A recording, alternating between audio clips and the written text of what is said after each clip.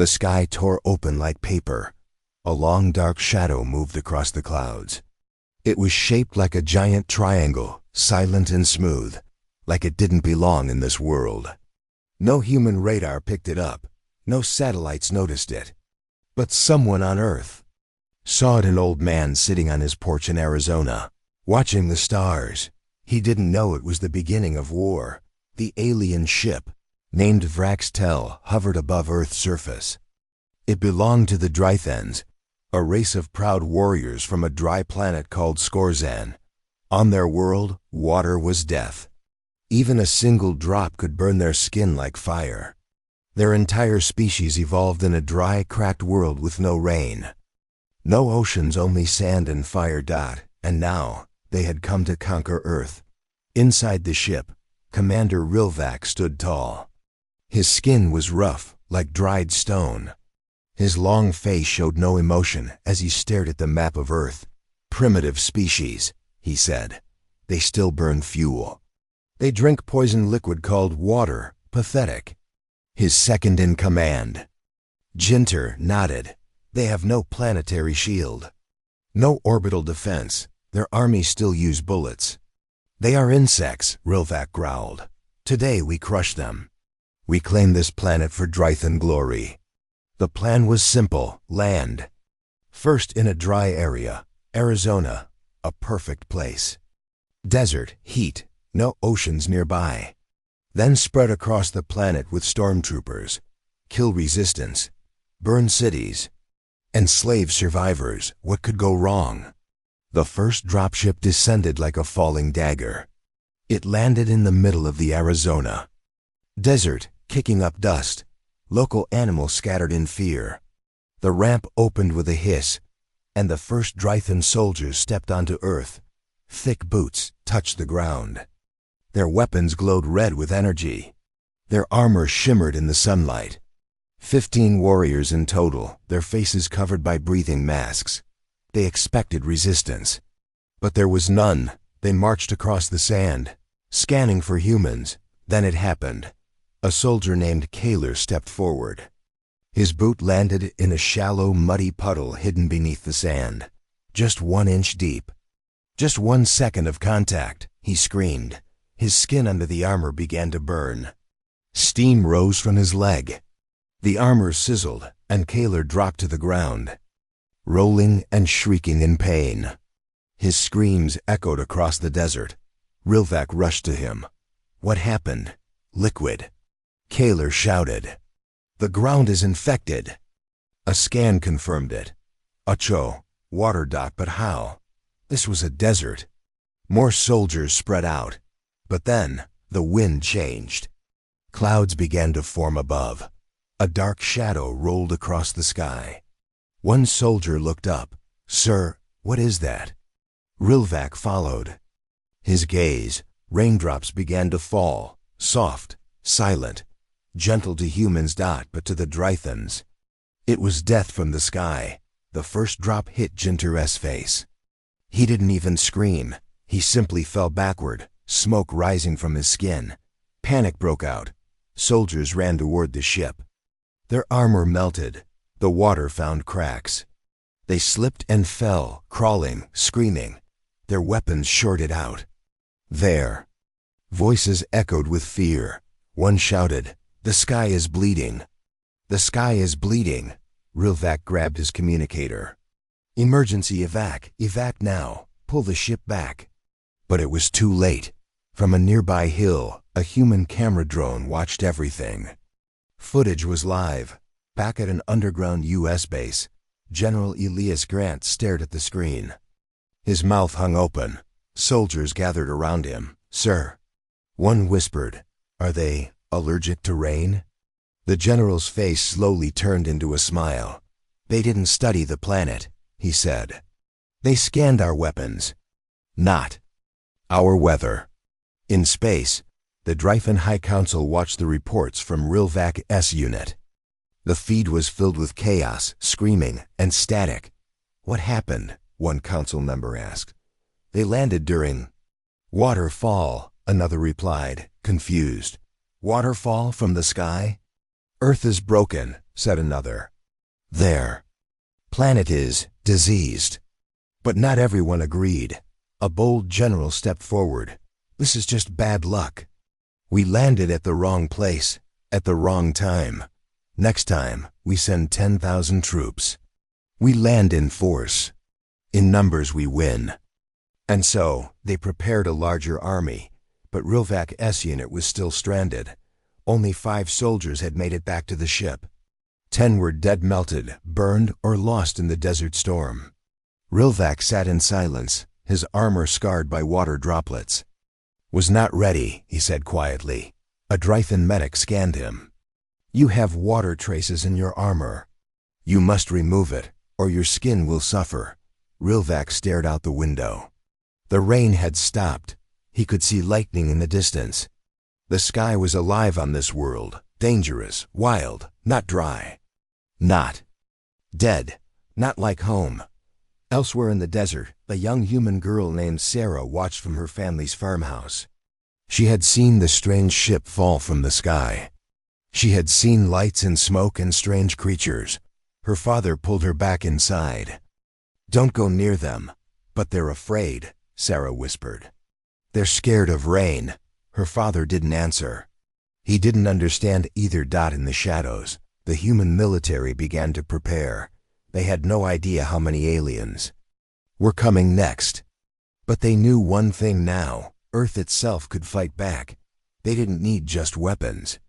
They needed time, terrain, and weather. This wasn't just a war of soldiers. It was a war of nature. 2 days later, the second wave of Drythan ships arrived. This time they landed in New Mexico. The air was hot, skies clear. No water, no clouds. Drythan commanders smiled. Safe, they deployed 500 troops, tanks, flyers, hovercrafts, a full invasion unit. Humans were nowhere to be seen. But then on the 3rd day something strange happened again. A field patrol unit found an empty town.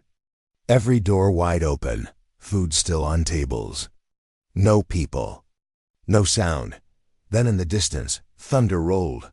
The soldiers looked up. Once again, the sky turned dark. Clouds gathered fast. Too fast. The air grew heavy. What is this sorcery? Shouted the Drythan leader, back at the human base, General. Grant watched the radar. Right on time, he said. They had used old weather control stations, once abandoned. Now reactivated. They had created artificial rainstorms over the enemy landing site. Rain poured again, this time harder. Bigger drops. 500 Drythans panicked. The ground turned to mud. Their machines sank. Their armor hissed. Chaos again. They fired into the sky, screamed into radios. Nothing worked. A single message was sent back to Drythan Command before the unit died. This planet is not made of stone. It is made of death. Now the galaxy watched. The Drythan invasion had failed twice. Not because of weapons, not because of humans, because of water, and Earth had plenty of it. The sea was calm. Waves rolled in slowly, touching the empty shore like gentle fingers. The sky above was blue, soft, peaceful. Nothing in sight, no war, no fear. Just nature, resting. But deep beneath the ocean, something waited. A predator. Not a shark. Not a submarine. Something worse. A human planned out in the Drythan command ship hovering in Earth's orbit. Commander Zelker paced angrily. 2 landing teams were dead. Desert zones had failed. Rainstorms destroyed armor. Their soldiers had drowned in poison water. This cannot be possible. Zelker shouted. High General Drathis floated on the holoscreen. You disappoint us, Zelker. The humans are weak, Zelker insisted. We just underestimated their weather. Now we land on the coast.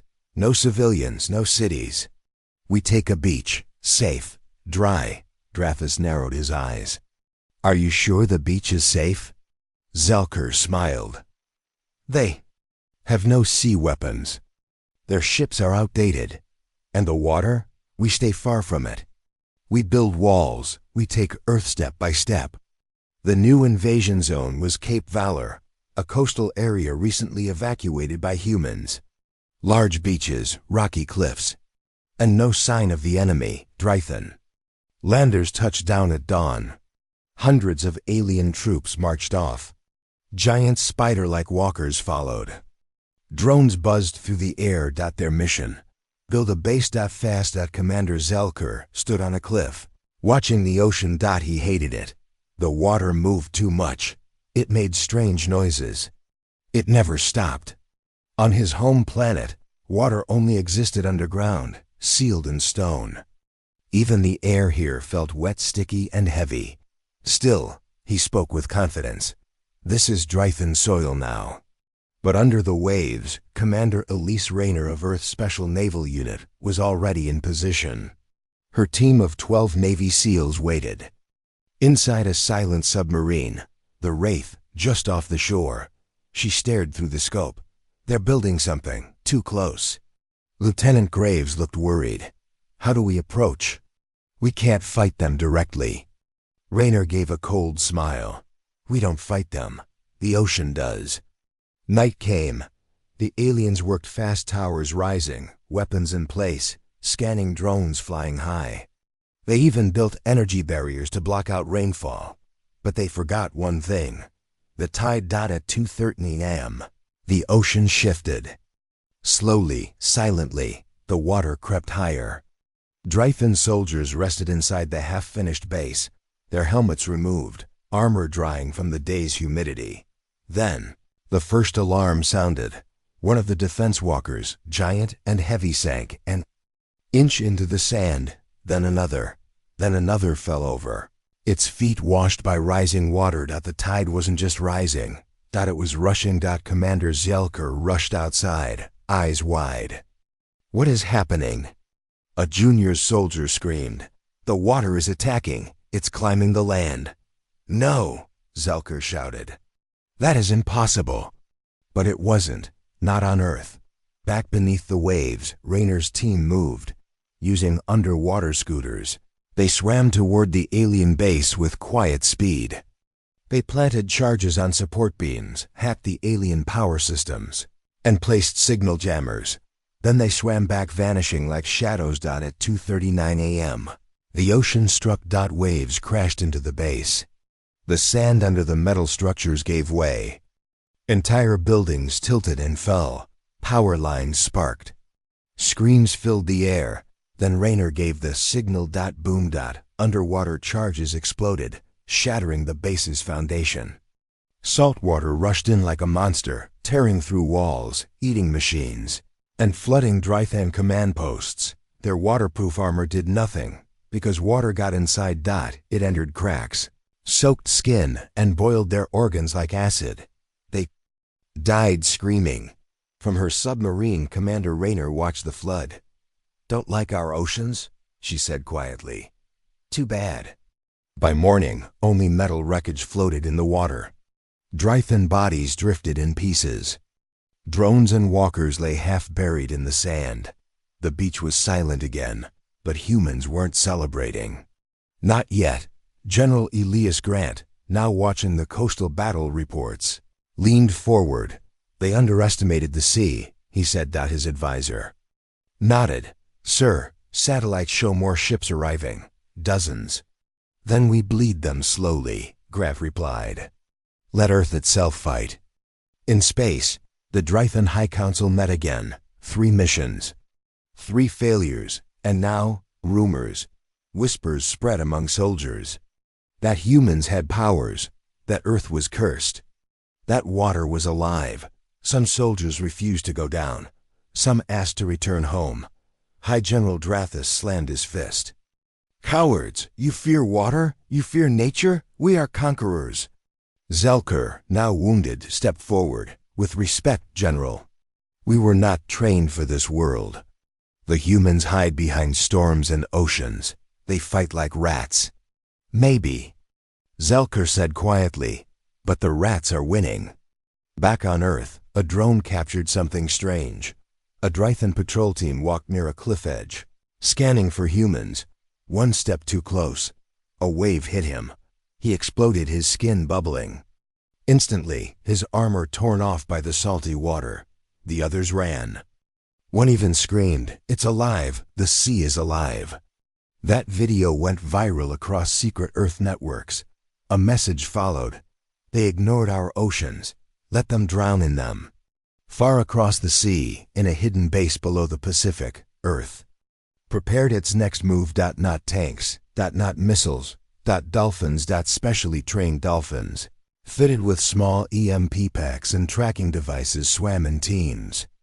They could locate alien subs, sneak past sensors, and drop mini-bombs on command. That one Drythan ship never even saw it coming. A group of dolphins swam underneath it, left the charges, and left. Boom. The sea swallowed the wreckage. Commander Rayner watched the video feed with a smirk. Never send desert bugs to a water fight. Meanwhile, the Drythan engineers tried to build floating bases, platforms above water, air shields, dry corridors. It worked for one day. Then came the fog. Then came the storms. Earth's oceans didn't forgive. Lightning struck, winds howled, waves rose like giants. The platforms flipped. Again. The Drythans drowned, but something even worse was coming. The Drythans didn't know about Earth's rivers. They had mapped the seas now. Avoided oceans.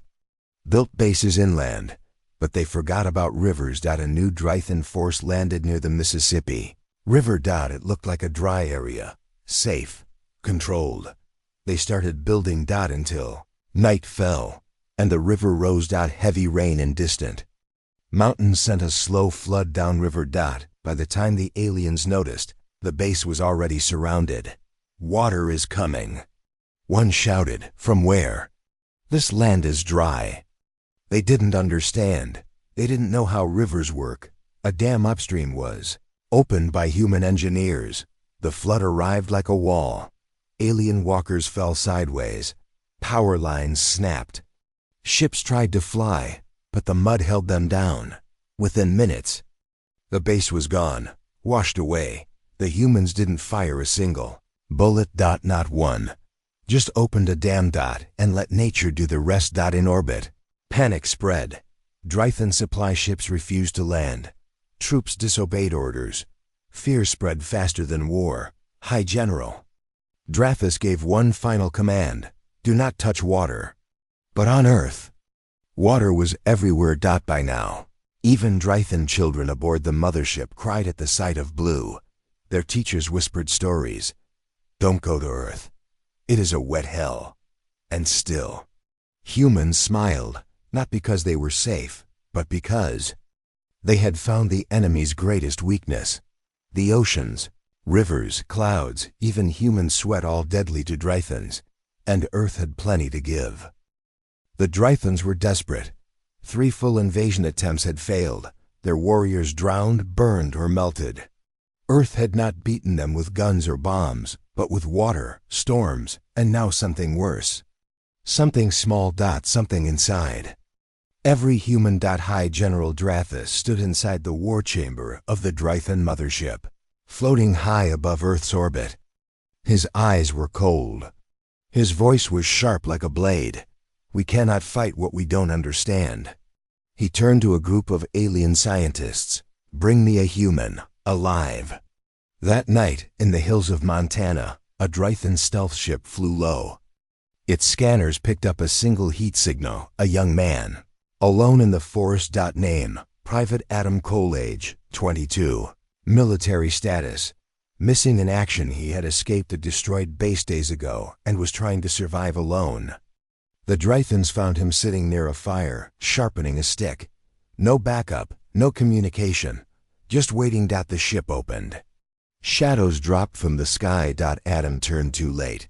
A blue beam hit him, and everything went dark. Adam woke up inside a cold, glowing room, metal walls, strange air, and 2 aliens staring at him behind glass.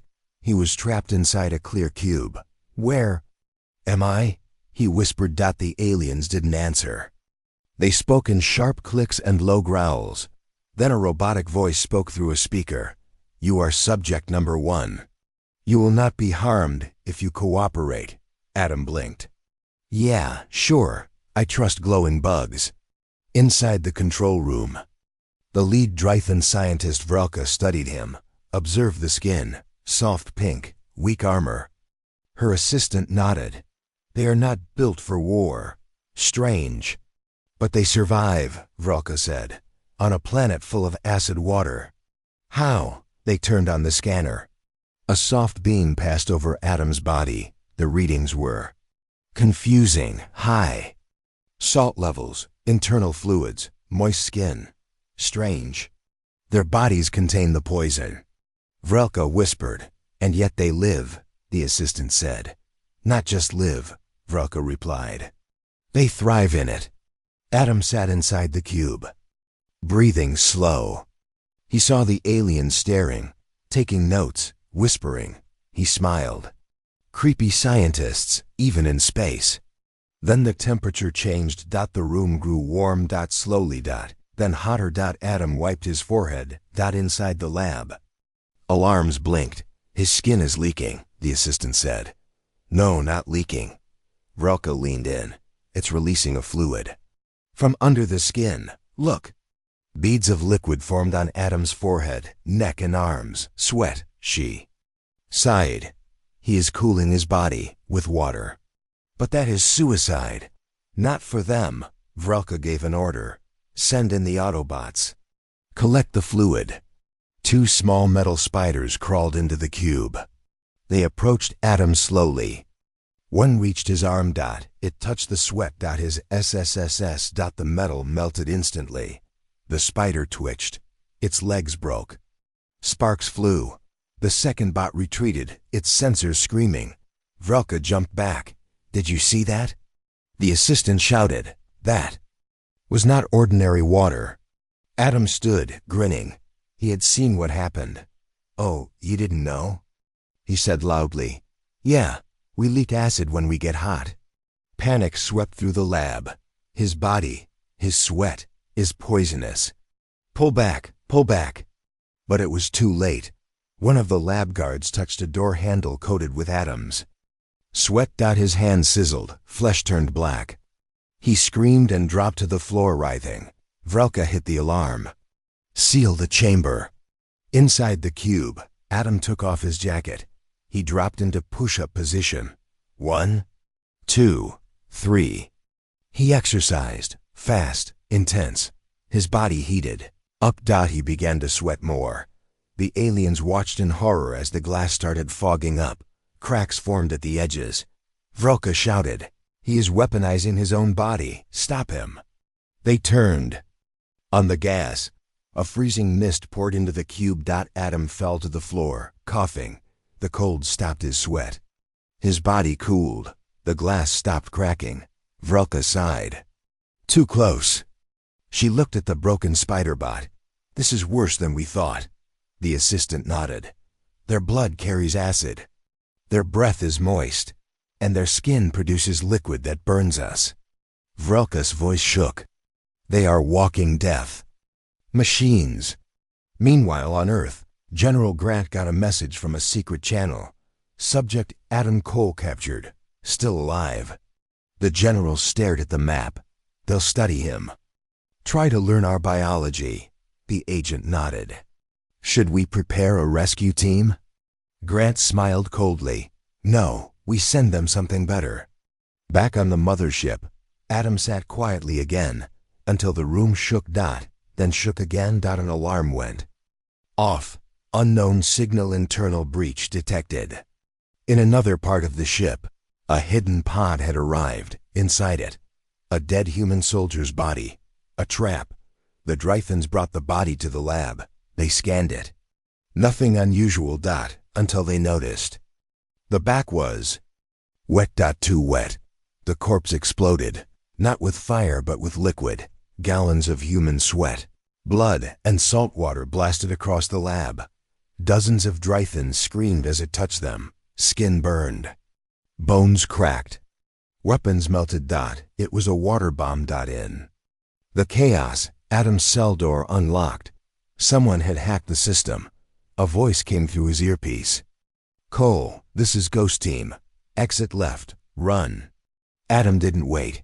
He ran barefoot through the halls, dripping with sweat, his body a moving chemical weapon. Drythan guards tried to stop him. He tackled one. The alien screamed as Adam's skin touched.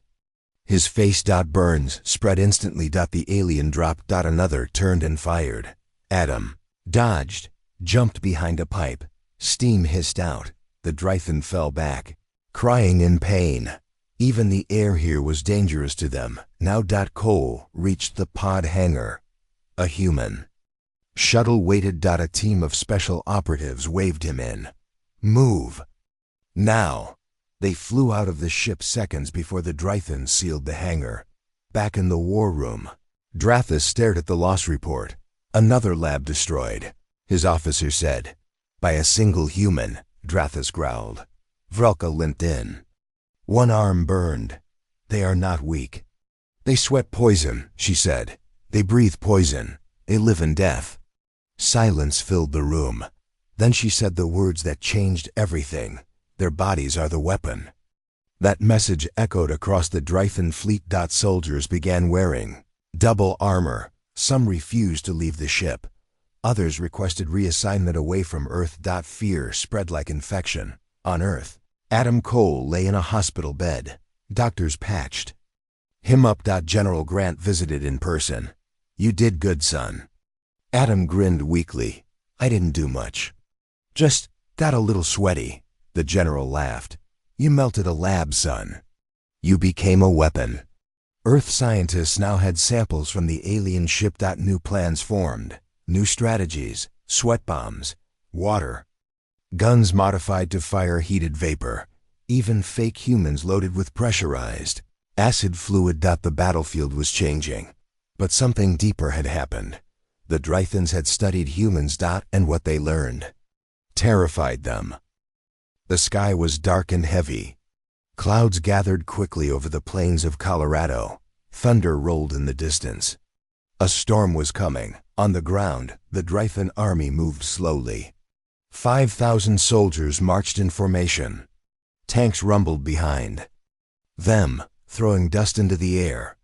Flying drones buzzed like angry insects above the clouds.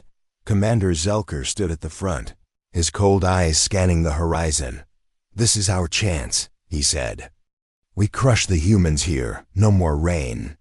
No more water surprises. This land is dry and open. His officers nodded. Their weapons were ready. Their armor was dry. They believed the war was almost won, but far away, hidden in the hills, human. Soldiers waited. General Elias Grant was calm. This is the perfect spot, he said. The Drythans don't know the weather like we do. Let the storm be our weapon. The soldiers checked their gear. They carried water tanks, rain machines, and loudspeakers. Some held advanced weather control devices. Captain Sarah Mills looked up at the sky. Sir, the storm is coming fast. We have 10 minutes before it hits. General Grant smiled. Good, then it's time to start the ambush. The Drythan army moved closer to the small town of Eagle Ridge. It was empty, the streets quiet. The humans had evacuated weeks before. But the town was ready. Zelker's scouts reported nothing unusual. The land seemed empty. No resistance. The Drythans smiled. Easy victory.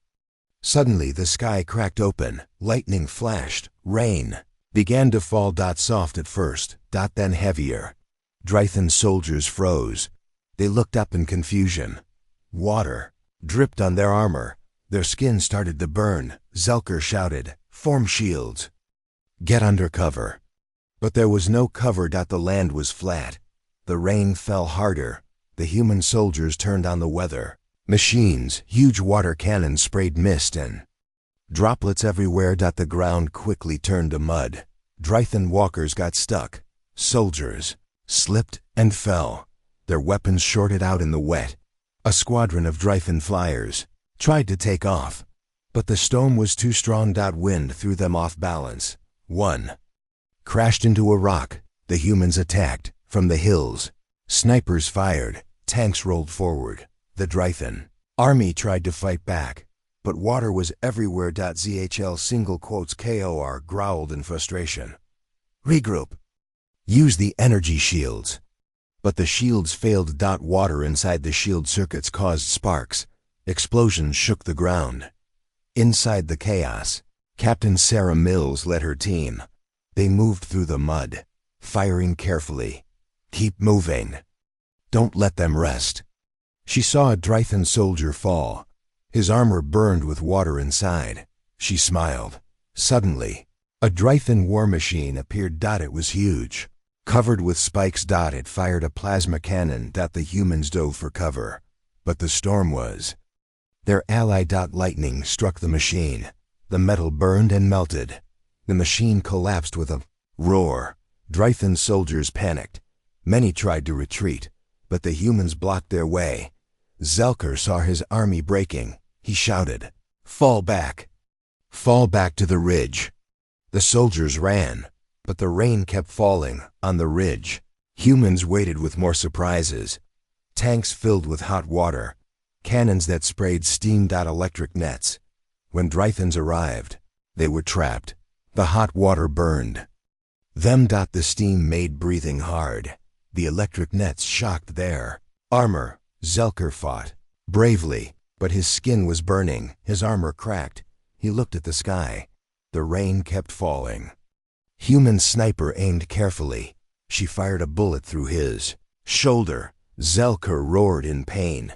He fell to the ground. The battle ended quickly after. The Drythan army was crushed. Thousands dead, many captured. General Grant watched the battle from a nearby bunker. He turned to Captain Mills. "You did well." She nodded, tired but proud. "This rainstorm was our best weapon yet."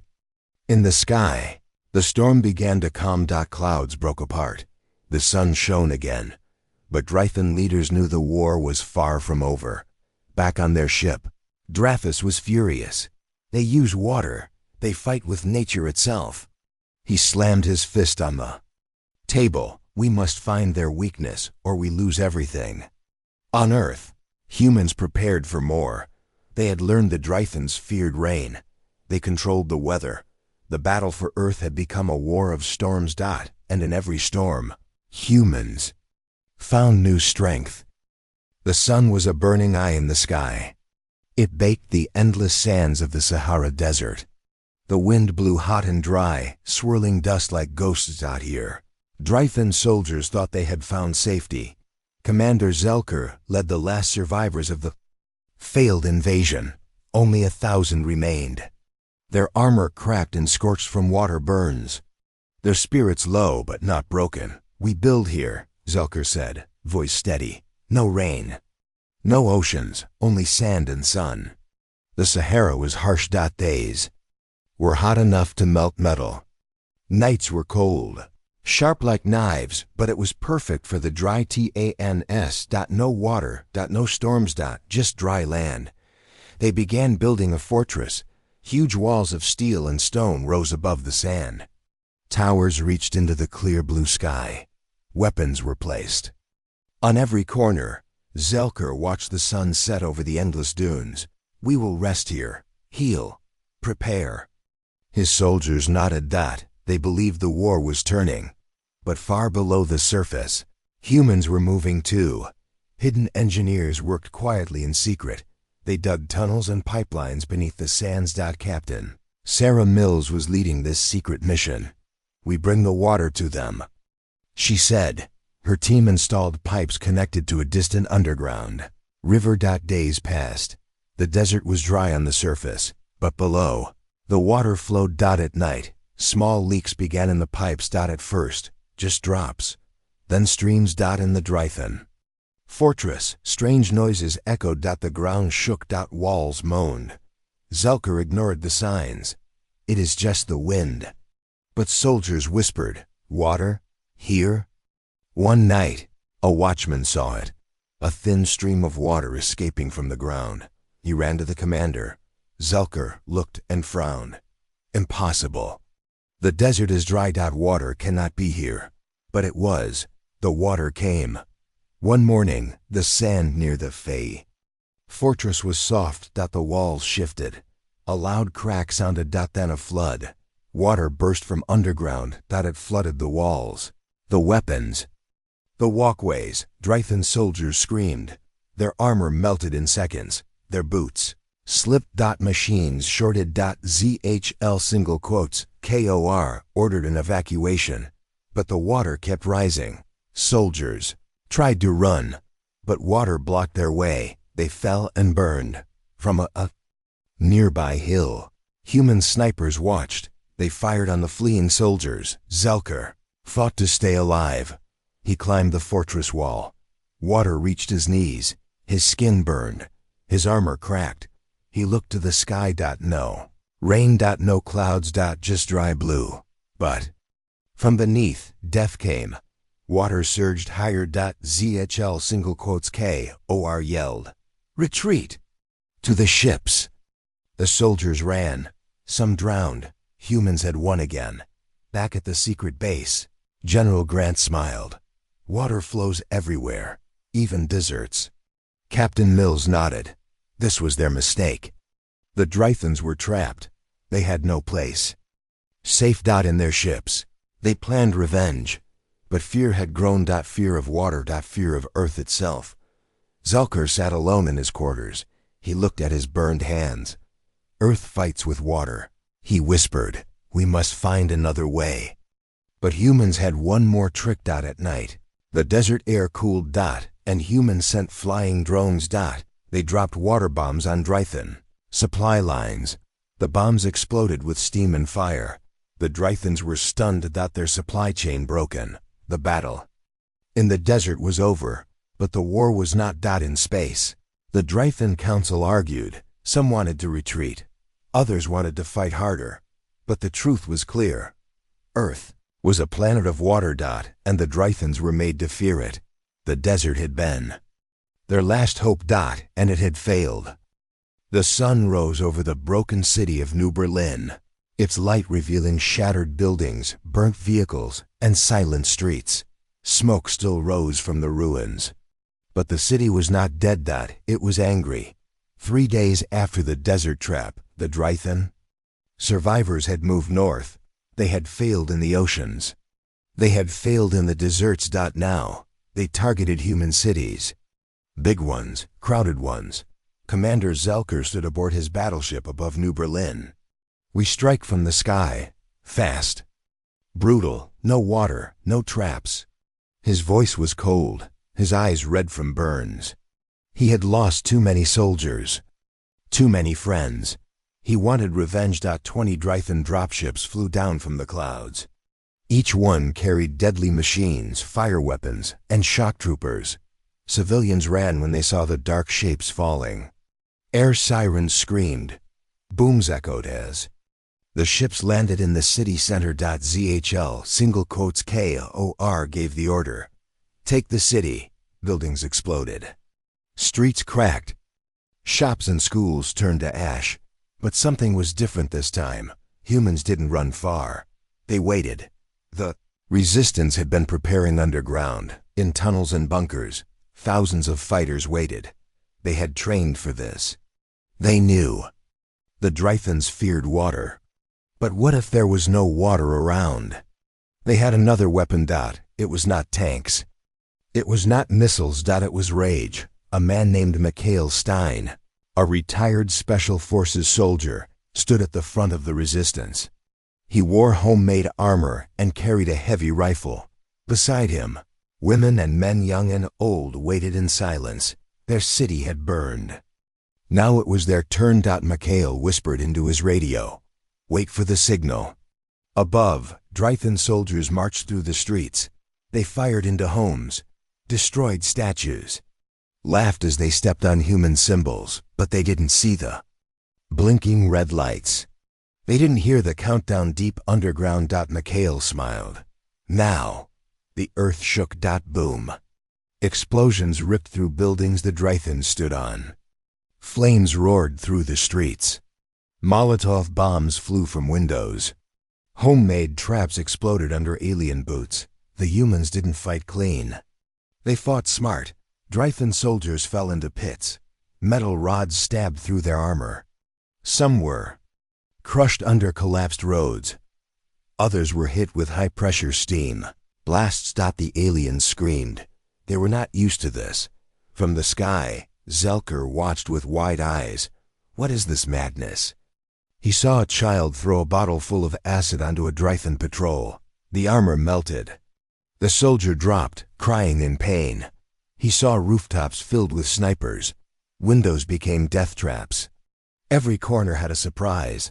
The city had become a weapon. In 1 hour, 10 ships were destroyed. Over 300 Drythan soldiers were lost. More were wounded. Zelker ordered an airstrike, but Mikhail was ready. He activated the jammers. Signals were blocked. The Drythan ships couldn't lock on targets. Missiles misfired. Drones crashed into buildings. Human fighters rushed forward. Some carried axes. Some used fire. Some just used fists. They screamed names of loved ones. Names of friends lost in the ocean wars. In the desert floods. ZHL:"KOR" landed to take control. But Mikhail was waiting for him. They met in the burning square of New Berlin. Smoke surrounded them. Both men were tired. Both burned, but neither stepped back. "You think humans are weak," Mikhail said. ZHL:"KOR" raised his weapon. "I know you are."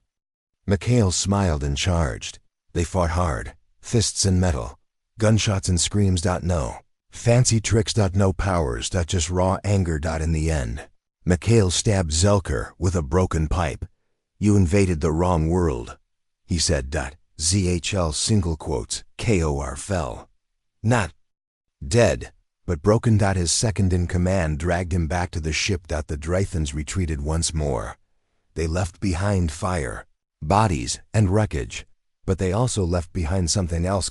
Fear. New Berlin had stood. No armies, no high-tech weapons. Just humans, fighting for their home. Later that night, Mikhail sat in the ruins of a cafe. Blood stained his jacket. His arm was broken, but he was alive. And so was the city. Children gathered around him. One gave him a candy bar. He smiled. "We're not done," he said. "We still have to take the fight to them." High above, in orbit, the Drythan command ship floated. Silent, cold. Inside, Zelker lay in the medical bay. His wounds wrapped, his eyes burning with shame. A young soldier asked, "What now, Commander?" Zelker looked up at Earth. "They fight like beasts. No fear. No rules. No surrender." Another general walked in. She was older, taller, and crueler. She said one word: "Burn." Zelker frowned. "What do you mean?" "We stop fighting. City by city," she growled. "We destroy it all." The room went quiet. A new plan had begun, one that would change everything. The sky was no longer calm. Dark clouds rolled over the shattered battlefield. Thunder echoed across the oceans as if Earth itself was angry. The alien invaders, the Vorthan, were no longer confident. Their ships floated in pieces across the Pacific Ocean, their screams lost in the roaring waves. Water, once ignored by them, had become their worst nightmare. Commander Rex stood on the edge of a ruined beachside bunker, his eyes locked on the rising smoke far out to sea. His team, soaked and tired, stood behind him. But there was one truth now clear to all. Earth was not just a home, it was a weapon. And it was fighting back. 3 days ago, General Rinkar, the highest-ranking Vorthan warrior still alive, screamed in frustration. His claws slammed into the control screen as another fleet report flashed red. Lost. All units destroyed. Location, Pacific Trench Line. How? He roared. How are these water dwellers killing us? His science officer, Jeltik, answered with fear in his voice. Sir, the liquid. It corrodes our armor, short-circuits our systems. The humans use it as a shield, Rinkar finished. His face twisted with rage. The humans had done something no other species had. They used nature itself, simple, deadly water as a battlefield advantage. The aliens' bodies, allergic and reactive to Earth's oceans, couldn't survive in it. What humans called rain felt like acid to them. And the humans knew. The Vorthen came with numbers. They came with ships, lasers, biotech machines. But Earth fought them with storms, with salt, with floods, and with something far worse, human unpredictability. At a hidden submarine base, South Pacific Commander Rex and his team were planning their final strike. The alien mothership hovered near the Mariana Trench, slowly draining power from the ocean thermal vents. If it completed its cycle, the ship would fire a planet-destroying weapon, an energy shockwave, that would burn the Earth's atmosphere. Rex leaned over a table covered in wet maps. Sonar readings and alien data fragments. We hit them now, he said. No waiting, no more hiding. Lieutenant Sarah frowned. But how? We don't have weapons strong enough to pierce that ship's core. Rex tapped the map. We don't need to pierce it, we drown it. Everyone stared at him. Sir, you're suggesting we flood the trench? A soldier asked. Yes, Rex replied. We overload the deep-sea vents.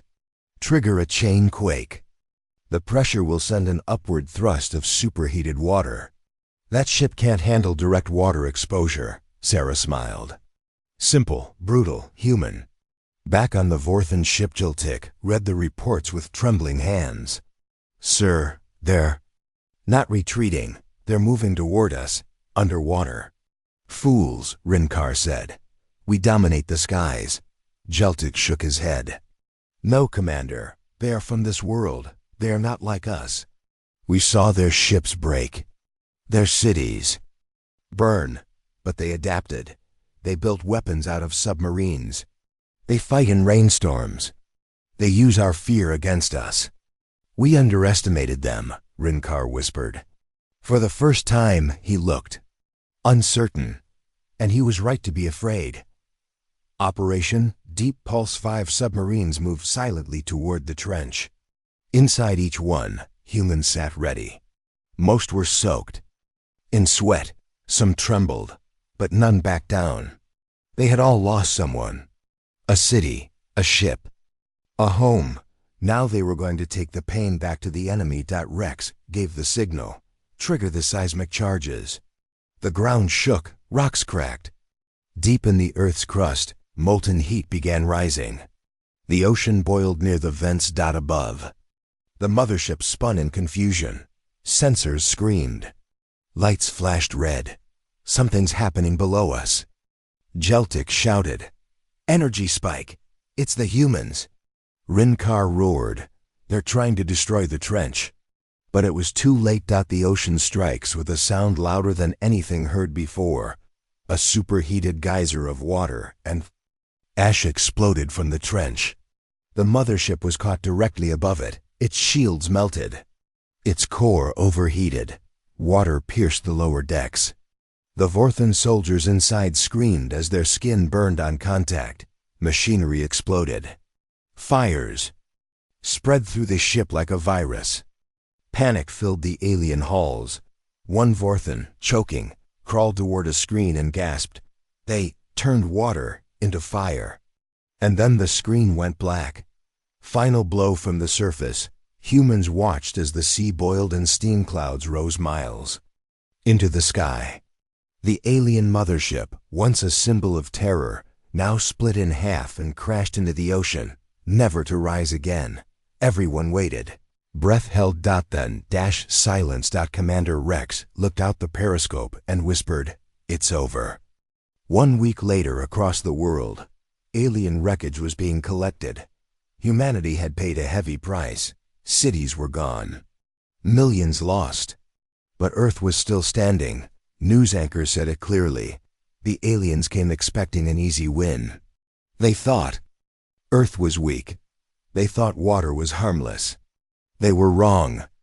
In a press briefing, Commander Rex said, They didn't understand us. We don't need fancy lasers or space fleets. We have what no alien can copy, the will to fight. And a planet that protects us. Children in shelters cheered. Survivors cried. Soldiers saluted the fallen. And deep in the oceans, sonar pings echoed, just in case the Vorthen ever came back. Epilogue: far away in space, a distant species picked up the Vorthen's last transmission. They listened, they watched, and they heard the warning, repeated again and again in a broken, glitching voice. Don't go to Earth. The water, it kills. And so, another invasion was canceled before it even began. Because now the galaxy knew, to them, water is deadly. To humans, it's home.